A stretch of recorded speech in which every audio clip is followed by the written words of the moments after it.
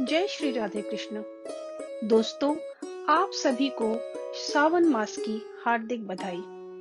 श्रावण का धार्मिक दृष्टिकोण से विशेष महत्व है, या कह लें कि श्रावण मास कृष्ण भक्त और शिव भक्तों के लिए खास है। तो आज का वीडियो थोड़ा धार्मिक आस्था से जुड़ा है और थोड़ा सा इंफॉर्मेटिव भी है। हो सकता है जो कुछ भी मैं बताऊं वो आप लोगों में से बहुत से लोग जानते भी हों, फिर भी मेरी एक छोटी सी कोशिश है, क्योंकि जैसा कि आप सभी को मालूम है, मैं कान्हा जी की एक छोटी सी सेविका हूँ। अभी मैं अपने आप को भक्त नहीं कह सकती, क्योंकि भक्त एक बहुत बड़ा पद हो जाता है।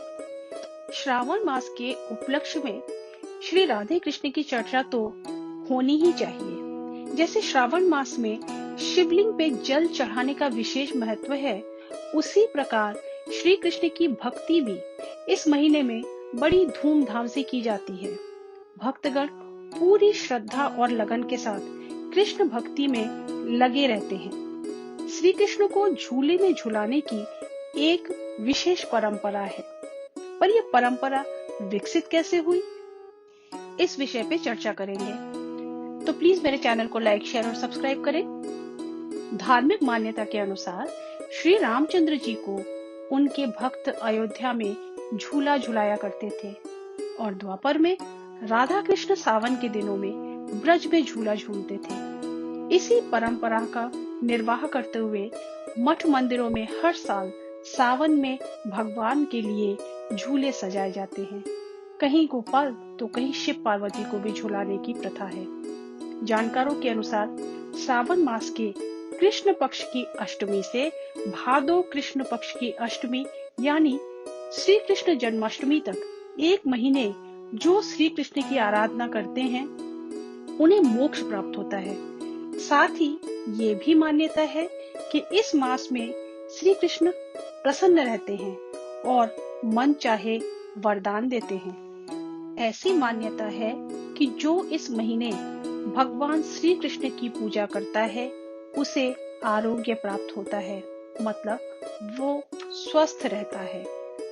ब्रज मंडल के अन्य मंदिरों में जहां हिंडोले में श्री कृष्ण को झुलाते हैं, वहीं ब्रज में एक ऐसा मंदिर भी है जहां पूरे श्रावण मास में कृष्ण के साथ बलराम भी झूला झूलते हैं। ऐसा माना जाता है कि बसंत के बाद श्री कृष्ण सावन के महीने में ही रास रचाते हैं। ब्रज में श्रावण मास में मनाई जाने वाली रासलीला अत्यंत आकर्षक होती है।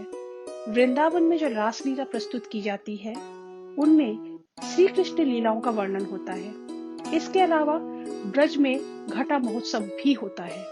इसमें आकर्षक रूप में कान्हा जी की लीलाएं प्रस्तुत की जाती हैं। इन्हें देखने वालों की भीड़ लाखों की संख्या में होती है। अब एक रहस्य की बात बताती हूँ।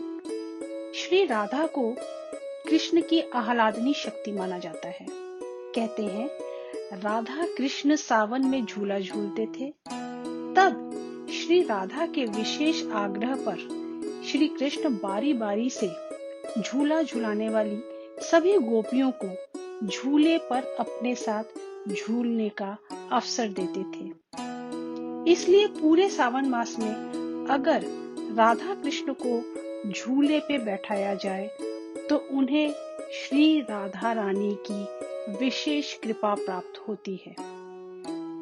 दूसरी ओर सावन में शिवलिंग पर जल चढ़ाने का विशेष महत्व है। कहते हैं जल या गंगा जल से शिवलिंग का अभिषेक करने से मानसिक विकार और तनाव से मुक्ति मिलती है, साथ ही मोक्ष प्राप्त होता है। इसलिए सावन में शिव भक्त और कृष्ण भक्त दोनों ही सक्रिय और उत्साहित रहते हैं। अब दोस्तों, भक्ति चाहे शिव की करे या कृष्ण की, उसमें पूरी श्रद्धा, लगन और निस्वार्थ प्रेम होना चाहिए। इसीलिए तो भगवद गीता में श्री कृष्ण ने 7वें अध्याय के 21वें श्लोक में कहा है, यो यो यांग यांग तनुं भक्तः श्रद्धयार्चितुम् इच्छति तस्य तस्याचलां श्रद्धां तामेव विद्धाम्यहम्। अर्थात जो भक्त जिस जिस देवता का श्रद्धा पूर्वक पूजा करना चाहता है, उस देवता में ही मैं उसी श्रद्धा को दृढ़ कर देता हूँ।